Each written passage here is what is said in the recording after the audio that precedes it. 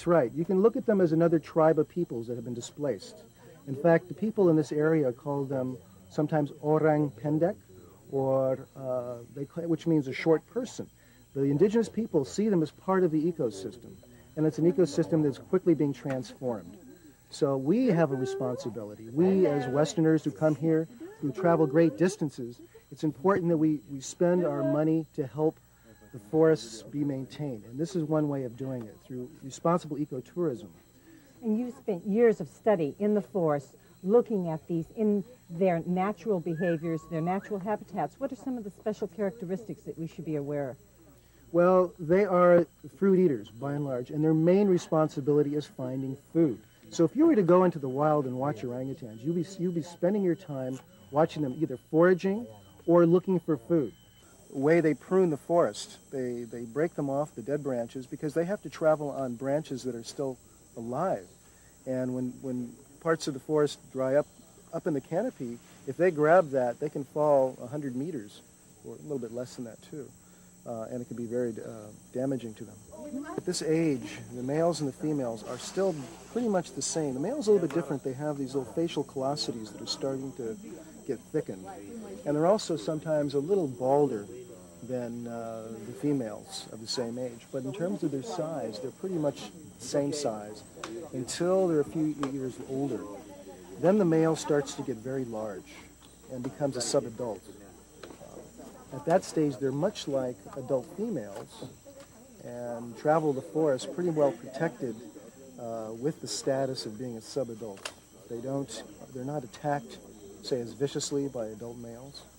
Mm-hmm. And in fact, it's a form of transvestitism, we think, so they can actually navigate in the same forest area as the females without being attacked by the big cheek-padded males. At some time in their development, these pads will just pop out within a period of months. It's the most amazing transformation.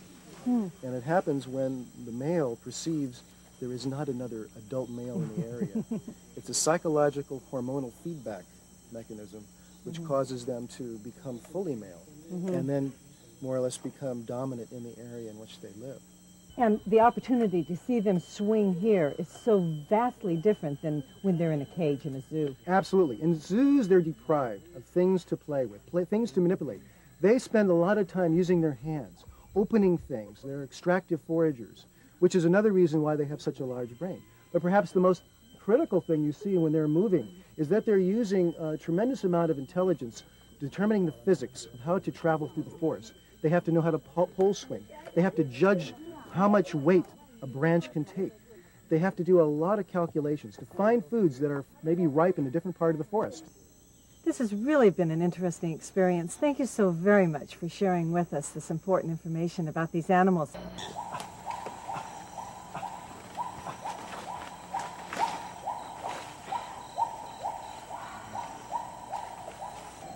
Richie, Richie.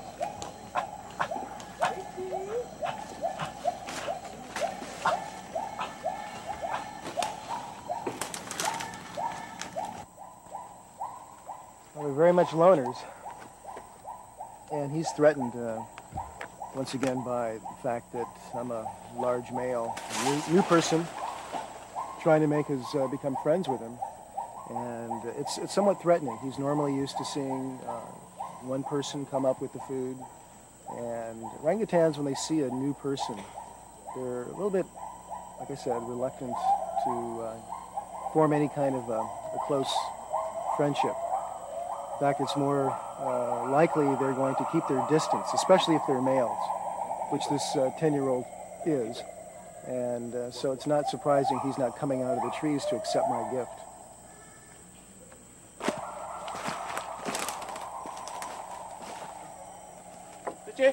Robert is coming down as well, but there are two juveniles making their way down for their breakfast of milk and fruit. And there's somewhat of a social facilitation by all this. This orangutan is about, I would say, 7. Yes, that's right. Yeah? He's very good shape, very healthy.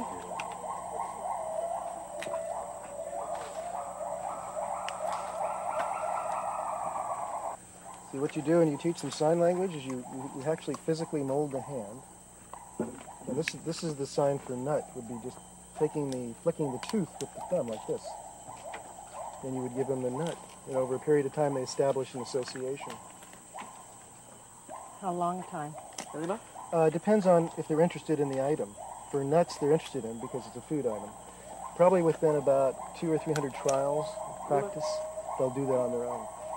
These are so comfortable with humans. What happens when they're in the wild now and they get close to people and civilization? These orangutans are actually, as this individual gets older, he's going to be less inclined to spend time with people. It's because he's a male. This is the other thing orangutans like are hats. It's one of the easiest signs to train. You go like this, put the hat on. He's already learned. How strong is this animal? He is extremely strong. If he wanted to, he could have his way with me right now. Which he has just done. Oh my. Nothing but a little bit of sewing will take care of this.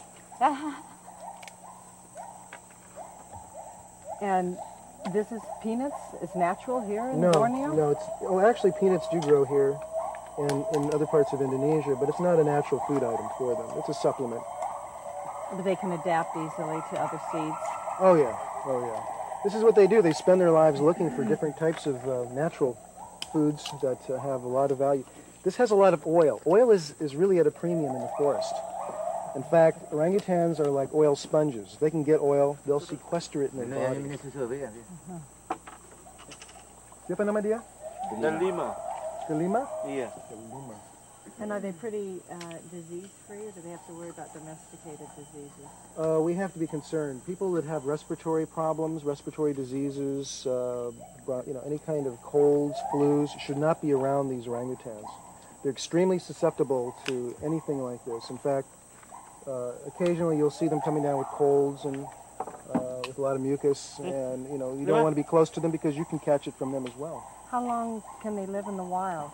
Well, in the wild, it's difficult because rarely can you follow them until the day they die. But typically, we expect them to be in their late 30s or early 40s as a norm.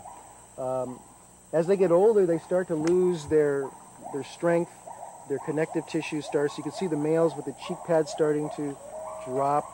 Does it make a difference when they're hanging? Why do they hang? It doesn't bother them? It seems as though it's maybe uncomfortable, but I guess that's the natural way. Very much so, very much so. They have actually double locking digits. They can actually grab on, and they don't have to exert a lot of strength to maintain a grip. It's actually quite painful when they take their hands and they do a double lock on your skin. It can hurt. It could actually puncture probably then. No, but it gives you black and blue marks. Mm-hmm. Which one is he? This one? That's right. That one? Yeah. Come on. We are sad to say goodbye to our new friends so soon, but there is still so much more to see. We are now ready to explore the more remote rainforests, where we hope to encounter the indigenous people and native wildlife that have existed here for thousands of years. It is time to descend into the deeper jungles of Borneo. Moving down the river, we come upon several small villages where we see evidence of a somewhat rugged existence and different lifestyle. Borneo's population is comprised of Chinese, Malay, Indian, and indigenous tribal groups. Typically, Malays prefer living in these rural villages where fishing, farming, and hunting are the major occupations. Further down the river, the villages become more populated, and we go ashore for a closer look. Malays are known for their refined sensibilities and gracious manners. And to be welcomed into their homes, we must be equally soft-spoken and polite. Untainted by the outside world, their enduring traditions and artful skills are passed down through the generations. We are included in the daily routine and are fascinated to see how food is prepared and how textiles are designed and made. We are ready to take home many souvenirs. Our understanding